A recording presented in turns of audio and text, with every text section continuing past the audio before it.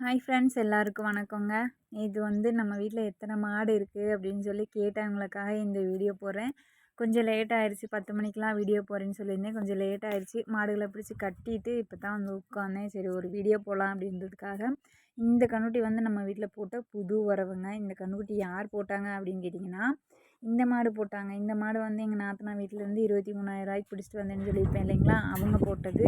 அவங்க 2 தடவையும் காளங்கன்னுட்டியாக போட்டாங்க. இந்த தடவை மட்டும்தான் கெடேரி கன்று போட்டிருக்காங்க. ரொம்ப சந்தோஷம். நாங்கள் எதிர்பார்க்காத ஒன்று. எதிர்பார்த்த மாட்டில் எல்லாம் எங்களுக்கு கெடேரி கன்று போடலை. நாங்கள் போடுமோ என்னமோ அப்படின்ட்டு ஒரு சந்தேகத்தில் தான் இருந்தோம். ஆனாலும் எங்களுக்கு ஒரு இது பேர் சொல்லி எங்களுக்கு வளர்க்குறதுக்கு ஒரு கெடேரி கன்று கொடுத்துட்டாங்க. இதுவுமே 8 மாதத்து வரைக்கும் பால் கறந்துட்டு தாங்க இருந்தேன். இடையில 1 மாதம் மட்டும்தான் விட்டுட்டேன். கன்னுக்குட்டி போகிறதுக்குன்னு 4 இருக்கும் அப்படின்னு சொல்லிட்டு தான் விட்டேன். பார்த்தா அது நைட்லேயே கன்னுக்குட்டி போட்டுருச்சு. காலையில் எழுந்திரிச்சு பார்த்தா கன்னுக்குட்டியோடு நிற்கிது. ஒரு பெரிய அதிர்ச்சி. அதையும் கொட்டையில் அது ஒரு கெடேரி கன்று அப்படிங்காட்டி ரொம்ப சந்தோஷமாக போச்சு. இது போட்டு பார்த்திங்கன்னா ஒரு 70 நாள், ஒரு 70 75 நாள் கிட்டே இருக்கும். நல்லா மேய்வாங்க.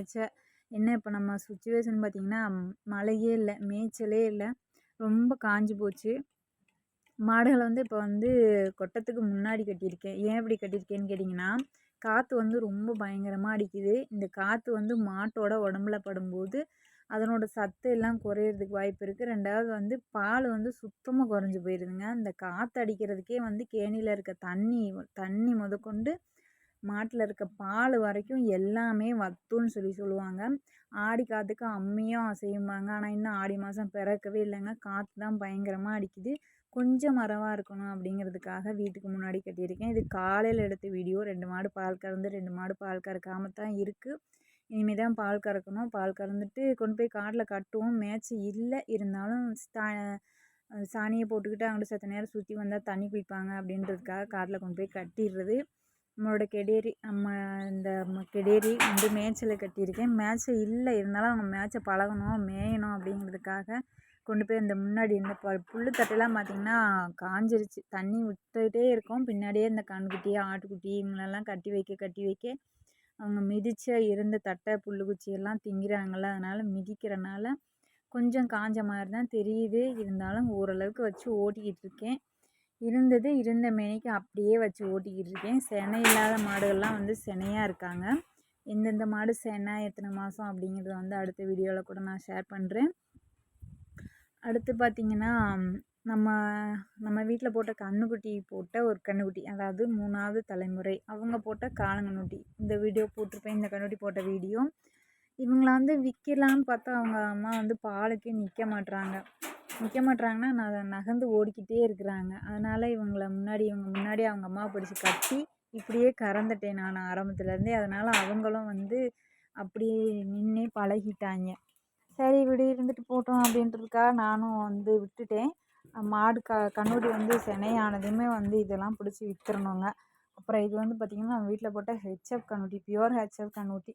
1 வருஷம் ஆகுது இந்த கன்றுக்குட்டி போட்டு. ரொம்ப சூப்பரான ஒரு கன்றுக்குட்டி, நம்மளுக்கு கிடைச்சதுலே ஒரு அழகான ஒரு கன்றுக்குட்டின்னு இது சொல்லலாம். ஒரு குள்ளி மாடு போட்டது இந்த ஹெச்எஃப் கன்றுக்குட்டி. கன்றுக்குட்டி போட்டு 1 வருஷம் ஆகுது. இன்னும் மூக்கு குத்தாமல் தான் வச்சுருக்கேன். இழுக்கிறது கொஞ்சம் கஷ்டமாக இருக்குது. அதனால தான் இதிலே பிடிச்சி கட்டி வச்சிட்டேன்.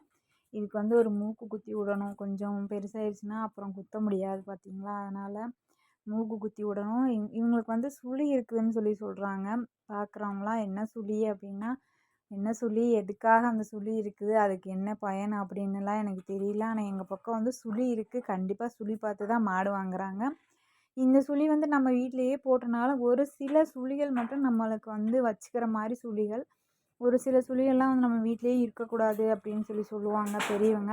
அந்த மாதிரி நம்மளுக்கு செட் ஆகிற மாதிரி எனக்கு தெரியுது. ஆடுங்க, இந்த ஆடு ஒரு ஆடு வாங்கியிருப்பேன்னு சொல்லி வீடியோ போட்டிருப்பேன். அந்த ஆடு அப்படியே இருக்குது. இப்போ அவங்க செனையாக இருக்காங்க. நான் எதிர்பார்க்குறது ஒரு 2 மாதத்துல குட்டி போட்டுருவாங்கன்னு நினைக்கிறேன். இவங்க ஃபஸ்ட் டைம் வந்ததே ஒரு குட்டி போட்டாங்கள்ல, ஒரு கெடா குட்டி, அவங்களும் இருக்காங்க. அவங்க இவங்களோட சேரவே மாட்டாங்க. அவங்க எப்போதுமே மாடுகளோடு தான் மேய்வாங்க. அவங்களும் கொஞ்சம் பெருசாகிட்டாங்க.